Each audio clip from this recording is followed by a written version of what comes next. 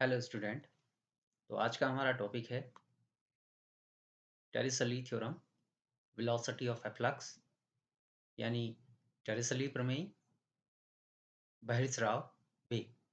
तो इस प्रमेय में हम जो निकालेंगे, ज्ञात करेंगे, वो बहिर्स्राव वेग ज्ञात करेंगे द्रव का, कि कितना होता है बहिर्स्राव वेग, बाहर निकलने वाला वेग।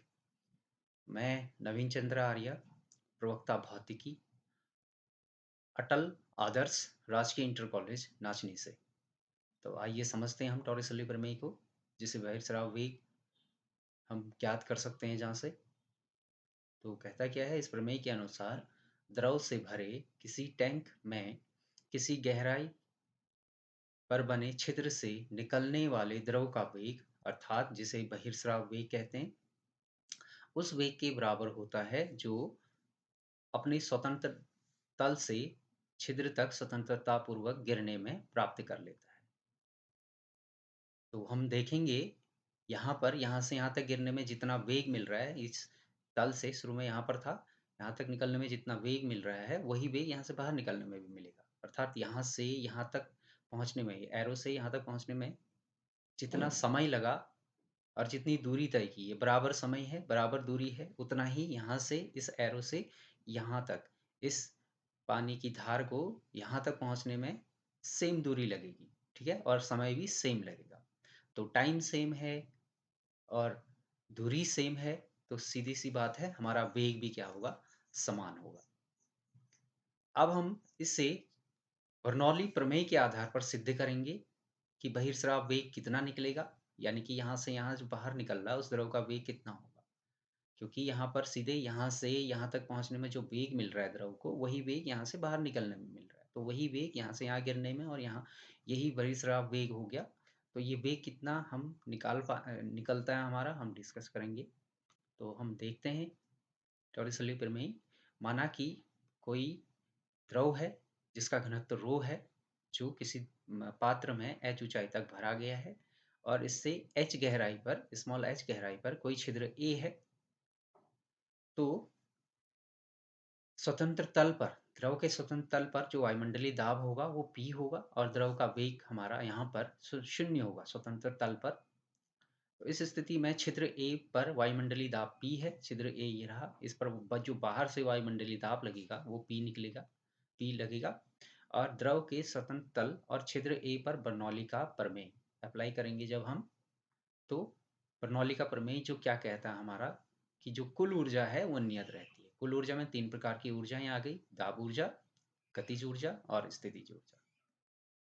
तो ये जब हम अप्लाई करेंगे इन दोनों जगह, कौन कौन सी जगह पर, एक तो स्वतंत्र तल पर, दूसरा छिद्र A पर। तो स्वतंत्र तल पर द्रव के एकांक आयतन की कुल ऊर्जा और छिद्र A पर द्रव के एकांक आयतन की कुल ऊर्जा, ये दोनों हमारे बराबर होंगे। तो इस स्थिति में जब हम फॉर्मूले में चित्र में देखें, तो जो हमारा h गहराई पर जो छिद्र था, उसी का आधार से यदि ऊंचाई देखें, तो ये h माइनस h, ये हो जाएगा यहाँ से यहाँ तक की ऊंचाई हमारी।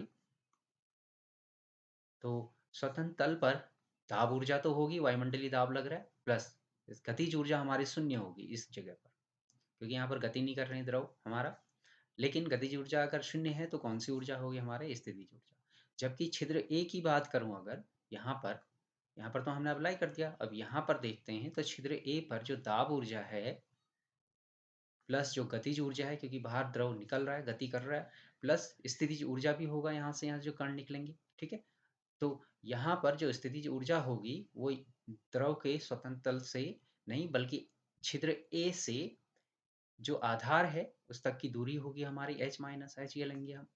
तो हम आप जब इसको आगे को सॉल्व करेंगे तो रो जी एच, पी से पी बैलेंस हो गया, तो rho g h is equal to half rho v square plus rho g h minus rho g small H.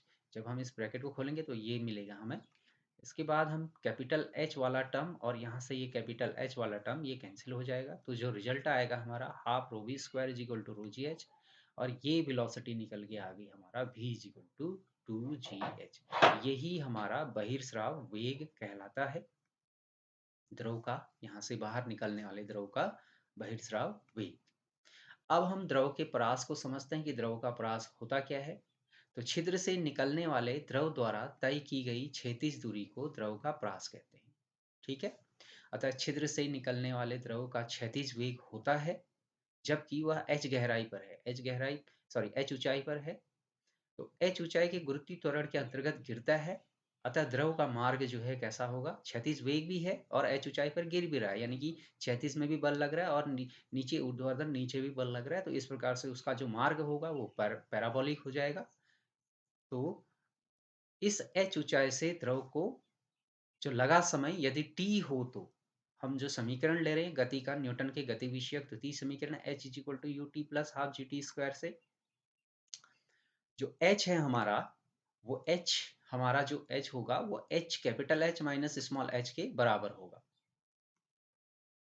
ये ठीक है, जो यहां से मैंने यहां तक की ऊंचाई ली थी capital H minus small h। ठीक है।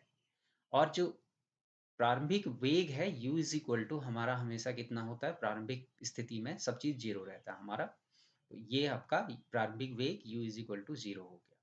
तो t, तो जब हम इसको सॉल्व करेंगे तो यहाँ से t बराबर निकल के आ जाएगा हमारा under root two capital H minus small h upon capital G। अतः द्रव द्वारा तय की गई क्षैतिज दूरी, यही हमें परास कहा था हमने। ठीक है। तो दूरी ये किससे निकला है, फिर चाल बराबर दूरी बट्टे समय से। तो यहाँ पर दूरी बराबर चाल गुणा समय ये आ गया। तो यहाँ इसी दूरी को हमने परास कहा था। ठीक है। तो यहाँ से परास निकलेंगे, हमारे पास पहले से ऑलरेडी निकला पड़ा है बहिर्स्राव वेग, और टी हम लास्ट टाइम ज्ञात कर चुके हैं, जो समय टी था हमारा। ठीक है। तो जब हमने इसको सॉल्व किया तो जो परास है हमारा two under root small h bracket में capital H minus small h ये निकल के आया। अब हम देखें यदि h और h माइनस h सममित हैं, यानी कि दोनों समान रूप से हैं, अर्थात छिद्र से निकलने वाली द्रव का परास अधिकतम होगा यदि टंकी छिद्र के बीचों बीच हो। तो देखिए, यहां से लेकर यहां तक की दूरी को तो हमने परास कहा था, आपका क्षैतिज दूरी यही है। ठीक है।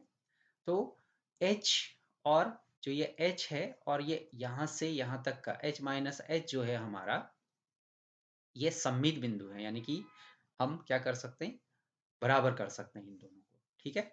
अब अधिकतम होगा परास, यहाँ से यहाँ तक की दूरी जो है वो अधिकतम होगी कब, यदि ये जो छिद्र है ये कहाँ पर हो, द्रव के बीचों बीच हो, यानी कि ये पूरी ऊंचाई हमारी h है, तो ये यहाँ से बीचों बीच के लिए क्या हो जाएगा, h upon two. R maximum के लिए तो इस कंडीशन में हम स्मॉल h जो रखेंगे, जो मैंने छिद्र स्वतंत्र तल से छिद्र तक की दूरी स्मॉल h से दर्शाया था, उस स्मॉल h की जगह आप यहाँ पर ऑलरेडी लिखा भी है, ये स्वतंत्र तल से यहाँ तक की दूरी स्मॉल h। ये स्मॉल h कितना हो गया हमारा, h upon capital H upon two हो गया। तो small h is equal to capital H upon two रखा हमने। तो अधिकतम परास के लिए हमारा फॉर्मूला निकल आ गया, पीछे फॉर्मूला है उसमें स्मॉल h की जगह हमने h अपॉन टू रखा। तो हमारा R maximum is equal to कितना आ गया, फिर हमारा कैपिटल H। ठीक है। तो इस प्रकार हम टेरिसलीपर में और उसके परास को समझ सकते हैं। Thank you.